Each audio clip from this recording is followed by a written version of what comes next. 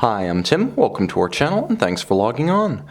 Well, fans of Pacific Rim, you've seen the movie, now see the watch. Today, we're discussing the Patek Philippe 5131R.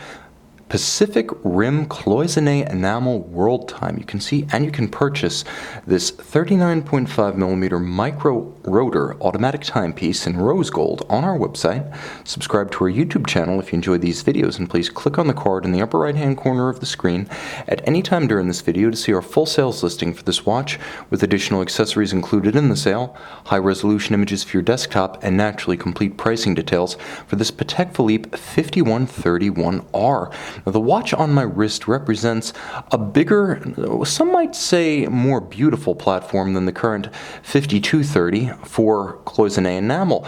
The 5130 platform, which lived from 2006 to 2015, lives on as a large, if you may call it, canvas for cloisonne enamel, a process of additive gold and enameling that creates the image you see here. But let's talk about the basic watch in terms of fit and ergonomics before we get too deep into that which lies within. Now, the timepiece is 39.5mm across the round of the case from 9 to 3, not inclusive of the crown guard and not inclusive of the world time pusher adjuster at 10 o'clock. Now, you'll also note that the watch is reasonably voluptuous in its form, but deceptively slim, as the timepiece is only approximately 10.8mm thick with a generously domed bezel. Again, it has handsome curves, but it doesn't swell too high above the wrist, making it an excellent dress option with tight sleeves or cuffs. From lug to lug, it's full-sized but not oversized.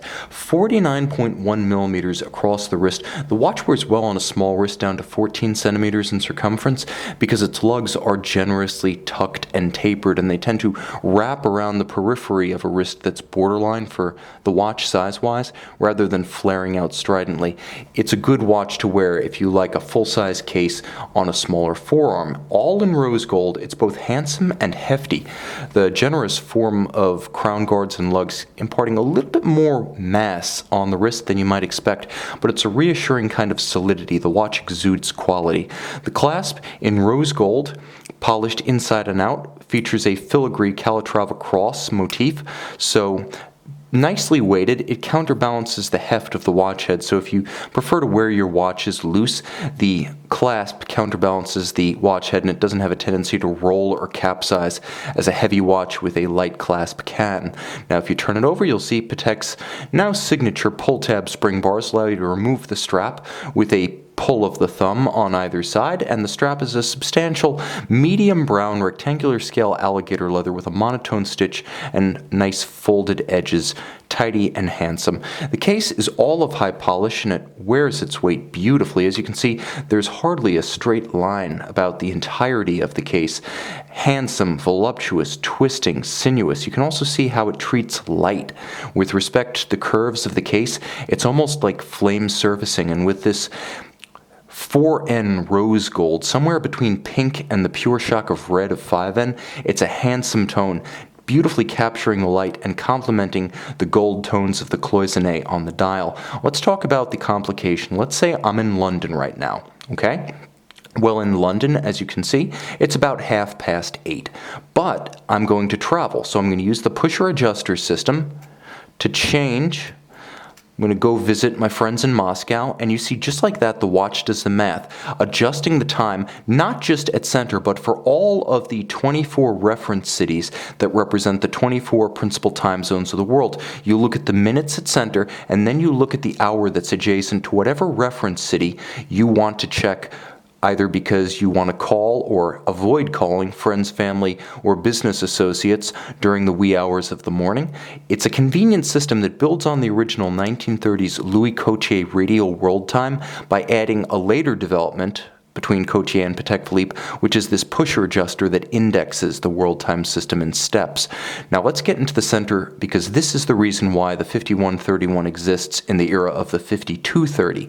The broad canvas for cloisonne enamel. Now, unlike champlevé enamel, which involves scooping out recesses and then filling them with vitreous paint for enameling, cloisonne involves laying down laces of gold and then using those as cordons, shaping them by hand and using them as cordons to separate the different colors and tones of the enamel dial. It has to be fired multiple times, a very delicate and laborious task. You can see this one highlights the Pacific Rim. As you can see, everything from just about Central Asia to the U.S. Atlantic coast and the South American Atlantic coast, plus Australia. Handsome and colorful. It's a beautiful blend of everything from a sort of light brown earth tone to a rich blue of the deep cobalt mid-Pacific. Now, of course, turning the watch over, co-equally the star, is the caliber 240 HU Universelle Micro Rotor. Now, the 240 base caliber has been around since 1977, and for most of that period, it's represented the haut de gamme, the top shelf in Patek automatics. We've seen others, the 310, the 335, the 350, 350i. We've seen the 315 and the 324, but center and peripheral rotors have always taken a back seat to this reliable and beautiful micro rotor movement, giving you two advantages. One, it's as thick as a manual, so you get a slim watch at only 10.8 millimeters thick. Two, it opens up the case back in beautiful display fashion. There's no central rotor obscuring the works. Now, it has a 38-hour to 48-hour power reserve, wound by the 22-karat gold winding mass on ceramic rotor bearings that are high efficiency and unlubricated for long-wearing reliability. You'll note the Gyromax style balance. It beats away at 21,600 vibrations per hour. The Gyromax free-sprung architecture allowing it to take and hold a precise regulation. And then, because there's no mobile index, the occasional errant vibration or bump on the wrist is less likely to alter the timing state of the watch. Now, you'll note that this watch features the interlocking Patek Philippe logo, so constructed post roughly June 2009 when they went to the Patek Philippe standard from the old Geneva seal. Same standard of finish, different logo. You'll note the beautifully textured rich Côte de Genève waves across the bridges, aligned across. Same pattern with an engraved Calatrava cross on the 22-karat gold winding mass, with a tight and even perlage across the base plate, as you can see, beneath the winding mass as well as beneath the balance wheel itself. All of the screws black polished, also known as poly noir. You'll note as I tilt the movement towards the camera, the screws, which are all optically smooth, turn black because they reflect light in only one direction due to the standard of finish, hence the nickname poly noir or black polish. Now, you'll also note at this angle the fashion in which the edge of the bridges and the balance cock light up. They have a rounded, mirrored anglage. You can see the same treatment in all of the jewel countersinks. Finished by hand and executed perfectly, this is rounded and mirrored, not the filed machine surface that you see on a lot of, quote, anglage on mass-produced watches. This is the real thing executed by hand, immaculate and worthy of a loop. When you buy this watch, both for the movement and for the dial, you should definitely invest in some high-quality magnifying optics. This watch is worth it. See and own it on our website.